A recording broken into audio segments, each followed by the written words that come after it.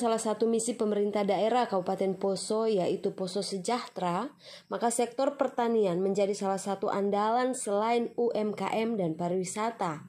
Karena sektor pertanian selain sebagai penghasil sumber bahan pangan dan bahan baku industri, sekaligus penghasil produk komoditas ekspor untuk memperoleh devisa, juga menjadi tumpuan dan sumber penghidupan bagi sebagian besar masyarakat Kabupaten Poso yang semuanya bermuara pada peningkatan pendapatan dan kesejahteraan masyarakat. Selasa, 6 April 2021. Sebagai penghasil bahan pangan khususnya beras, sesuai data statistik, kita sudah surplus bahkan kelebihan produksi. Beras kita selama ini dijual keluar daerah seperti Manado, Makassar, dan Morowali serta daerah lainnya. Namun kita tidak boleh berpuas diri, kita tetap harus terus meningkatkan produksi pangan kita untuk membantu pemerintah dalam mencukupi pangan nasional, sehingga tidak lagi mengimpor beras, ujar Bupati Poso saat memberikan sambutannya di hadapan para kelompok tani di lokasi penggilingan Mondiele Buyung Pondoli. Sebagai penghasil bahan pangan khususnya beras, sesuai data statistik kita Kabupaten Poso ini kita sebenarnya sudah surplus seperti tadi yang Bapak Kadi sampaikan dalam sambutannya. Bahkan kelebihan produksi beras yang selama ini Kabupaten Poso kita sudah kelebihan dan sudah disebarluaskan dijual ke luar daerah seperti ke Manado, Makassar, Morowali serta daerah lainnya.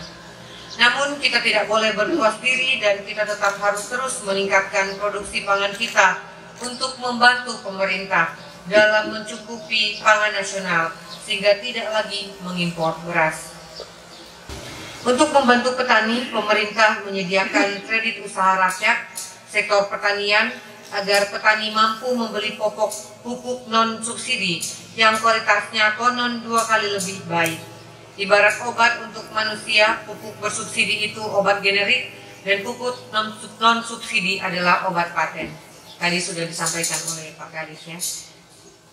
Oleh karena itu saya harapkan jajaran Dinas Pertanian dapat mensosialisasikan KUR sektor pertanian serta pupuk non-subsidi tersebut bekerja sama dengan PT Pupuk Kaltim dan pihak perbankan penyalur kredit usaha rakyat sektor pertanian. Untuk mengatasi ketidakpastian harga beras saat panen raya, saya mohon kepada Subbulog Divisi Regional Poso dapat membantu petani untuk dapat membeli beras petani dengan harga yang wajar. Kami menyadari untuk dapat diserap oleh Bulog, beras harus memenuhi standar kualitas yang dipersyaratkan.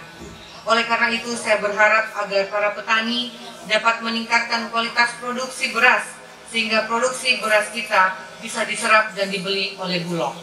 Berarti kualitasnya juga Bapak Ibu petani, kualitas beras kita harus benar-benar kita perhatikan. Begitu ya, tidak sembarang kita tanam saja, tidak kita rawat, harus kita perhatikan. Suasana saat itu dibuka dengan persembahan tari tradisional Trompio dari Sanggar Seni Taruna Tani Buyung Pondoli, Desa Buyung Pondoli, Kecamatan Pamona Puselemba yang dibina oleh Ibu Hermawati Pakinde dan Ibu Frida Rantedongi.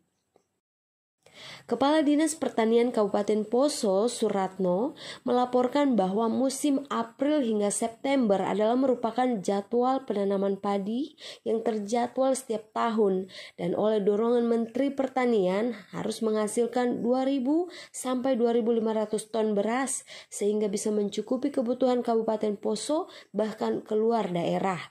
Adapun beberapa kelompok tani penerima penyerahan secara simbolis bantuan dana rehab jaringan irigasi tersier dari Kementerian Pertanian RI diserahkan langsung oleh Bupati Poso kepada kelompok tani Tunas Harapan Desa Bakti Agung Kecamatan Poso Pesisir, kelompok tani Mertasari Desa Toinasa Kecamatan Pamona Barat, kelompok tani Uembuyawa Atas Desa Kancuu Kecamatan Pamona Timur, kelompok tani Ue Bangke Desa Buyung Pondoli Kecamatan Pamona Puselemba.